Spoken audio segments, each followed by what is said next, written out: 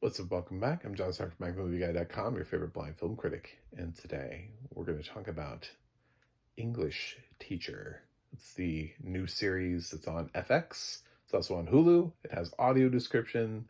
So we're doing great. I've got a black baseball cap on today. I've got a Batman shirt.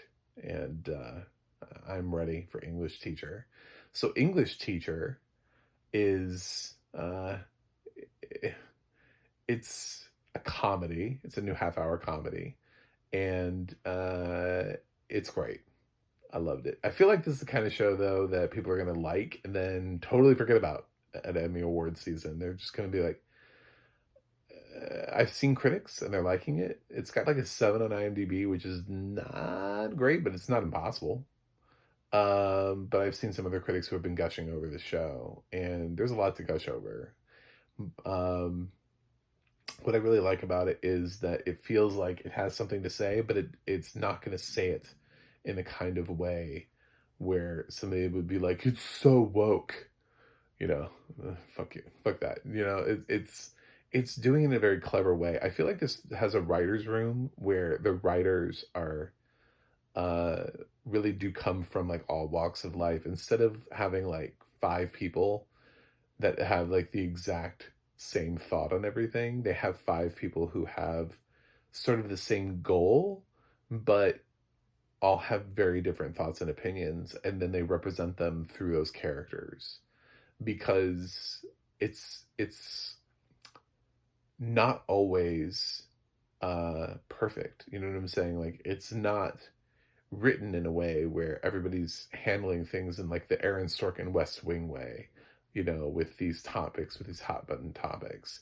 It's a little clumsy, but life is clumsy. Do you know what I'm saying? Like it feels a little bit like as they're handling these things that you're like, yeah, I think that's probably how a real person would interact in that situation, or how it feels a lot more authentic and a lot more real than it does.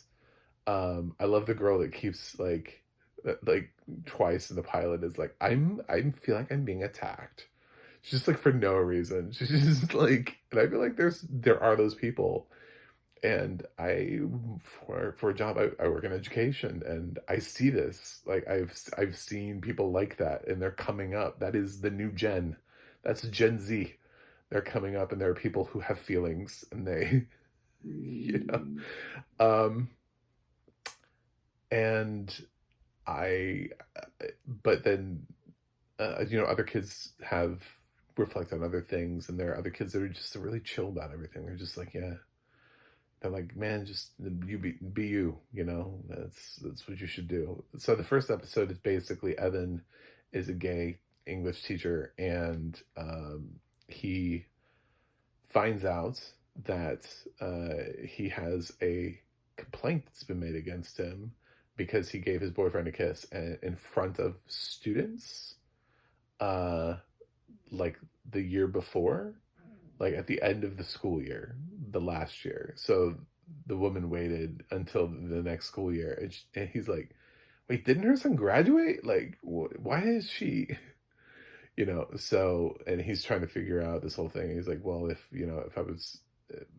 He's ready to write the statement with the straight couple and everything, and I love the way how that one resolves. I'm not going to ruin it, but that's what the first one's about. But you see sort of these interactions with the kids, and like there's some kids that are just like, yeah, it's bullshit. I mean, you're obviously being targeted for, it's obviously homophobia. It's interesting to hear the kids saying that. And then they all have like different opinions, and you have everybody's represented in that group of kids, and I love that. And you have kids that have all different sorts of things to say, and they're like, yeah, the man's just trying to get you, and all the way down to somebody suggesting that it's because he's Hispanic, not because he's gay, but because he's Hispanic. And, what I mean? Like it's everything is coming like out of these kids meetings of so the other teachers at the school. It's a little Abbott Elementary where they all sort of have their own like quirky personalities. There's another female teacher there she's fun. I like her. I like her character. She has a couple great lines over the course of the first two episodes.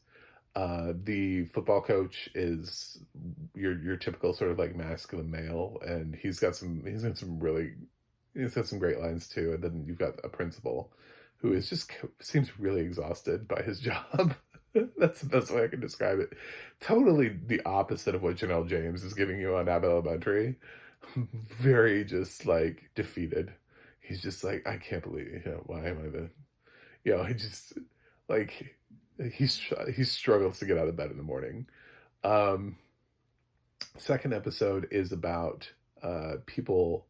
I feel like this is totally what would happen nowadays as people are fighting like drag culture, and it's like people are like some parents or whatever have gotten upset about the how every school ever has always had like a powder puff game, which is the gender swap. The girls play football and the men do the cheerleading. Well, we had this. You know what I'm saying? Like we had this, and I didn't even know what drag was. Like nobody. I wasn't a football player, so I didn't play. But like I do remember this happening every year, and the girls were so excited for it. They're like, "Oh my god, we get to fucking play football!" Because there were some girls who really wanted to play football, And it's not even like they can't play tackle football. They have to play like flag football, whatever. It's just like like but yeah, they really wanted to. Like, I mean, these girls were, and they were all like the girls who were playing like all the other sports too. So it's not the cheerleaders. In my school, it was always, like the girls who were playing soccer and softball and stuff like that, and basketball and stuff were like, oh my God, we can play football now. And so they went out there and did it. But, and yeah, the guys had to cheerlead and, on the sidelines for the girls, but it's just like a fun little thing. I don't know. It was like, sorry, you can't have football. Here's your game. Here's your one day to do football. It's probably something that we should take a harder look at and be like, can we have girls football? There's girls like lacrosse, I mean, like there's some other female sports that are kind of violent. Football seems to be the last frontier. I feel like if enough girls want to play it, I mean, they do have it. Like when you become an adult, they have football leagues for women. But I don't know if people know that, but they do. Yes, and so yeah, so to see this be a thing where parents are like, oh, we can't have the men dressing up as cheerleaders. It's like, you were doing it. What are you talking about? Were you ruined by the experience? That's the whole thing. It's like, that I found so silly about, to get political for a minute about all this stuff is it's like, but you were doing this, and your whole thing is that like this is like corrupting the youth of America, and you're like, well, my kid can't read Great Gatsby. Did you read Great? Yes. Are you okay? Yes. Then what the fuck is your problem? Like, were you scarred for life after reading The Great Gatsby? No? Okay, then move on. Move along, bitch. Get out of here, Karen. Anyway, I love this show, and I am so excited for it, and I'm glad it's here. And if I was running FX, I would give English Teacher like a multiple season pickup, because I think people need to be watching shit like this.